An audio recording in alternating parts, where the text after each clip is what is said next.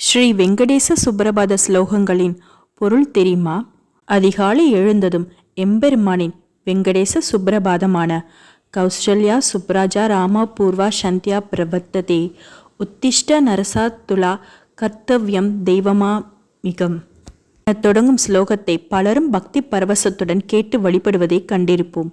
அத்தகைய பெருமை வாய்ந்த ஸ்ரீ வெங்கடேச சுப்ரபாதத்தில் வரும் ஸ்லோகங்களின் பொருட்கள் குறித்து இந்த பதிவில் பார்ப்போம். திரு வெங்கடமுடையானை துதி செய்து திருப்பள்ளி எழச் செய்வதற்கு பாடப்பட்ட சோஸ்திரமே ஸ்ரீ வெங்கட சுப்ரபாத ஆகும். அது வடமொழியில் இயற்றப்பெற்றதாகும். அதில் மொத்தம் 29 ஸ்லோகங்கள் இருக்கின்றன. அவில் முதல் ஸ்லோகத்தில் வெங்கடேசர் ராமபிரானாக உருவகப்படுத்தி துயில் எழுப்பப்படுகிறார். இரண்டாவது ஸ்லோகத்தில் அவர் கோவிந்தனாக அழைக்கப்பட்டு துயில் எழுப்பப்படுகிறார். மூன்றாம் ஸ்லோகத்திலும் நான்காம் ஸ்லோகத்திலும் மகாலட்சுமி தாயார் துயில் எழுப்பப்படுகிறார். ஐந்தாவது ஸ்லோகத்திலிருந்து மீண்டும் வெங்கடேசரே துயில் எழுப்பப்படுகிறார்.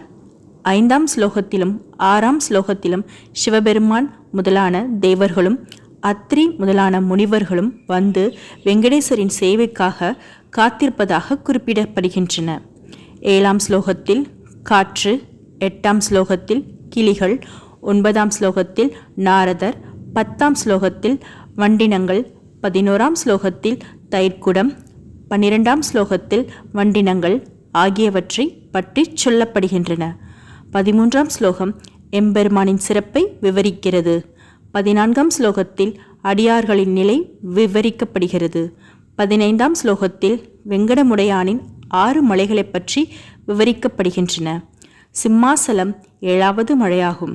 11ஆம் ஸ்லோகத்தில் பாலகர்கள், 17ஆம் ஸ்லோகத்தில் ஆதிசேஷன் முதலானவர்கள், 18ஆம் ஸ்லோகத்தில் நவகிரகங்கள் முதலானவர்களின் நிலை விவரிக்கப்படுகிறது.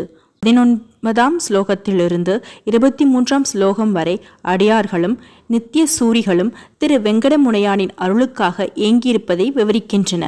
24ஆம் ஸ்லோகத்தில் பரந்தாமனின் தச அவதாரங்களை பற்றி சொல்லப்படுகின்றன. 25ஆம் ஸ்லோகத்தில் திருமஞ்சன தீர்த்தம் கொண்டு வரும் அடியார்கள், 26ஆம் ஸ்லோகத்தில் மங்கள சாசனம் செய்யும் அடியார்கள், 27ஆம் ஸ்லோகத்தில் மங்கள பொருள்களுடன் வந்திருப்பவர்கள், 28ஆம் ஸ்லோகத்தில் பகவானின் அருளை நாடி வந்திருக்கும் பக்தர்கள் முதலானவர்களுக்கு அருள் செய்தல் வேண்டும் என்பது குறிப்பிடப்படுகிறது.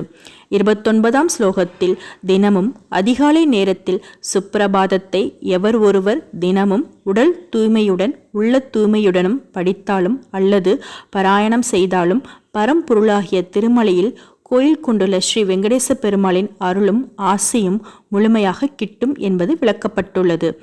அனுதினமும் ஸ்ரீ வெங்கடேச சுப்ரபாதத்தை கேட்டோ அல்லது பாராயணம் செய்தோ திரு வெங்கடமுடையானின் அருளை பெறுவோம்.